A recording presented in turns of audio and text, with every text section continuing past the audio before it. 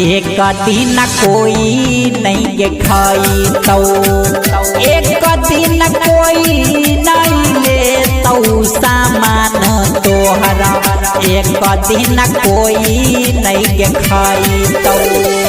एक दिन कोई नहीं गे खाई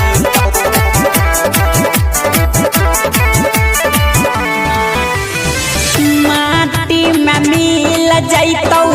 तोहर जवानी जब जब अतौ मुँह से पानी गे छौरी जब जब अतौ मुँह से पानी जब जब अतौ मुँह से पानी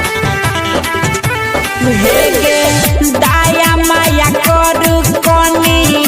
हमारा परानी शुरू कर लभू के कहानी गे रानी शुरू कर लभू के कहानी केतनो हारा भी केतनो झगड़ा भी एक दिन खेत तोर सुखई तो गे छौरी एक दिन कोई नहीं गेले तो एक दिन कोई नहीं ले तो सामान तोहरा एक दिन वहीने सुख जाई तो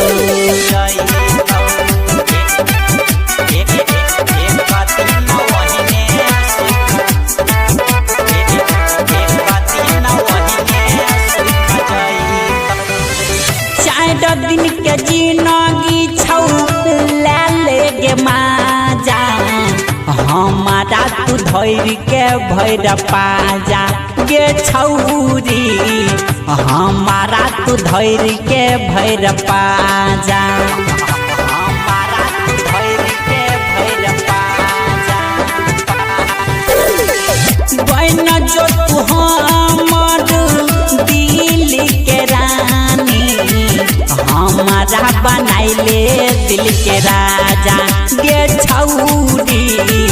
हमारा बनाइले दिल के राजा राइटर रंजन मेघा के बोलई तौ मोहनी मस्ताना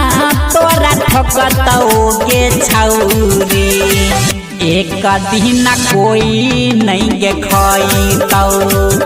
एक दिन कोई नहीं ले तो सामान तोहरा एक दिन कोई नहीं गे खाई तो